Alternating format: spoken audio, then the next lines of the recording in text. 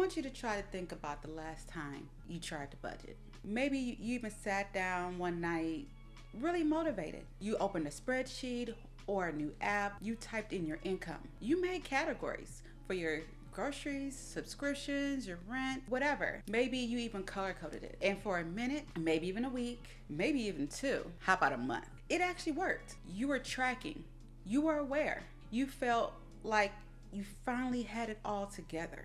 And then one thing happened. Maybe it was an unexpected expense. Maybe it was a hard week and you hadn't had the energy to track every dollar. Maybe you just forgot and the budget quietly died and you felt like you failed again. If that's your story, and I'm betting it's a lot of you guys, I want you to hear something important before you go any further.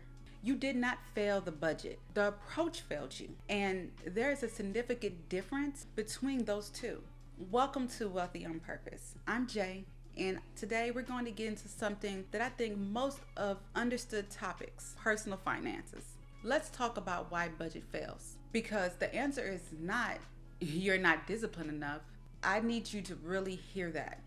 The reason most people cannot stick to budget long term has nothing to do with discipline and everything to do with design. Traditional budgeting is built on restriction. The entire premise is, here's what you're allowed to spend. Now, do not spend no more than that.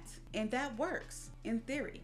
But humans are not theoretical. We have bad days. We have unexpected expenses. We have emotions. And budget built purely on restrictions have no flexibility built in for any of that. So the first time real life shows up, and real life always shows up, the budget breaks and we feel like we the one that broke it. Here's the thing nobody talks about. A budget is a tactic. It's a tool. A tool without a system to support it, just something that sits in a drawer until you feel like you want to pick it up again, which is exactly why most people's relationship with budgeting looks like motivated bursts, brief success, one hard moment, complete abandonment, guilt, and repeat. Let me know if this sounds familiar. Put that in the comments. 86% of Americans say they budget, but 69% are still living paycheck to paycheck in 2025. Most people are budgeting and it's still not working. Let that sit for a second. Nearly 9 in 10 people say they're budgeting, and nearly 7 in 10 are still living paycheck to paycheck. That is not a discipline problem. That is a design problem. The tool most people are using isn't working, not because people are failing at it, but because it's built on a flawed premise. So what's actually missing? What's the thing that makes the difference between someone who has a budget and someone who's actually building wealth? It's a system, a real money system. And a budget is not the same thing as a money system. A budget tells you where you're allowed to spend. A money system tells your money where to go before you have a chance to spend it on anything else. Here's the distinction I want you to understand. Most people budget reactively. Money comes in, they pay their bills, they try to spend carefully throughout the month. And then they see what's left at the end. If there's anything left, great. Maybe they'll save it. If nothing is left, they tell themselves, I'll try again next month. A money system flips that completely. In a money system, you decide what happens to your money before you touch it. Savings come out first, automatically, before you even see it. Investments come out first. Your future you is funded before your present you gets a say. And then whatever is left, that is your spending money, and you spend it without guilt because everything important is already handled. 83% of people who budget says their biggest challenge is sticking to it when costs are rising. But the real issue is that most budgets have no built-in system for protecting savings before spending begins. The reason budgets feel so hard to stick to is because they are asking you to resist spending money that is sitting right there in their account, available, accessible, and your brain knows it's there. A system removes that friction entirely by moving the important money before your brain even registers it's available to spend. So let me give you a real practical alternative to traditional budget. I call it 3-account method, and it's simple as it sounds, and you guys may have heard it before. Account 1, your spending account. This is where your paycheck lands. This is what you see for everyday expenses, groceries, gas, dining out, whatever your regular life looks like. Nothing gets put in this account that isn't meant to be spent. Account 2, your savings account.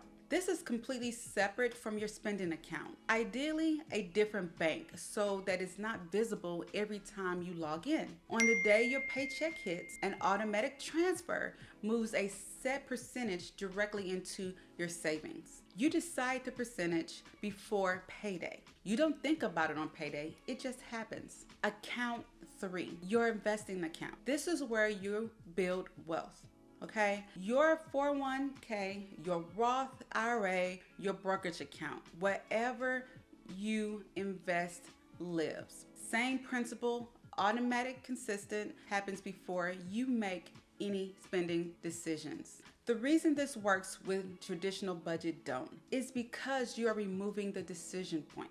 With a traditional budget, every purchase is a decision. A decision fatigue is real. After a long day, making good financial decisions takes more energy than most people have left. The 3-account method makes the most important decisions once, sets them to run automatically, and then frees your life to live without counting every dollar. You're not restricting yourself, you're structuring your money so that most important decisions happen first and everything else take care of itself.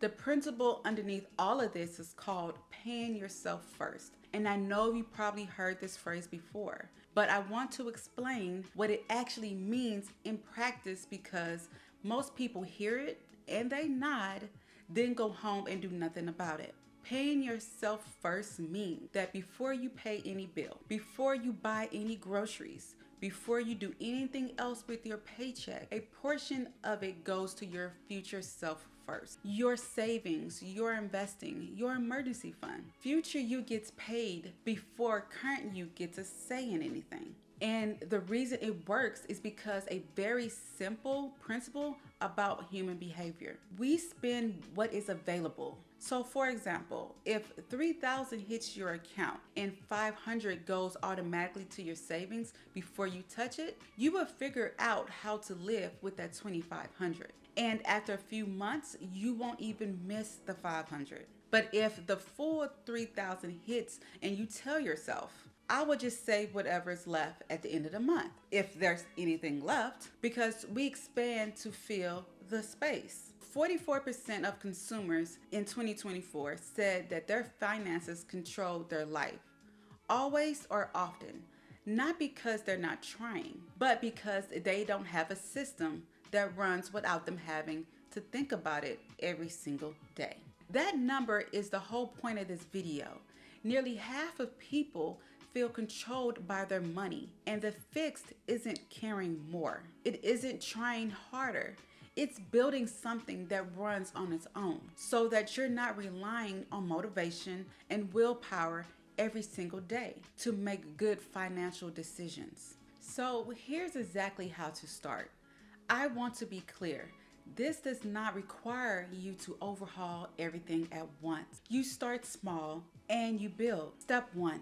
Open a separate savings account at a different bank from your main checking account. If your savings is at the same bank as your spending, it is too easy to move money back and forth. Separate banks create friction. Friction is good. Step 2, decide on the percentage to automate into your savings on your next payday. Start somewhere between 5 and 10% if you're just beginning. Don't start with what feels aspirational. Start with what feels sustainable. You can always increase it later. A consistent 5% beats an inconsistent 20% every single time. Step 3, set up automatic transfer. Not a reminder to transfer, an automatic transfer scheduled for the day your paycheck deposits. Log into your bank, find the transfer section, and set it up today. This is the most important step, and the most step that people skip because it feels small. It is not small. It's the whole thing. Step 4, don't touch the savings. The account is not a backup checking account. It's not there for you to overspend. It's your future use money. Treat it like it doesn't exist. Now, if you're sitting here thinking like, okay, I hear you, but I generally don't know where my money is going right now, start with my money leak audit kit before you set up your accounts. Because until you understand where your money is actually spending, any systems you build is going to have holes in it. The Money Leak Audit Kit is a tracker and a guide that helps you see exactly what's happening with your money right now. The subscriptions you forgot about, the spending patterns you haven't noticed, the places money is leaving your account without you consciously deciding where to send it. The link is in the description. And the first thing I will do before building any system. If this video shifted something for you, go ahead and subscribe. I drop new ones all the time. Next week, I'm going to get personal. We're talking about how I would build wealth completely from scratch if I had to start over. What I would do first, what I would do differently, and what most people waste years doing before they figure out what actually works. That one is going to hit different. So go ahead and subscribe so you make sure you won't miss it. If you know someone who has tried every budget and feels like she's still failing, send her this video. The problem is never the person, it's always the approach. I'll see you next time. Bye.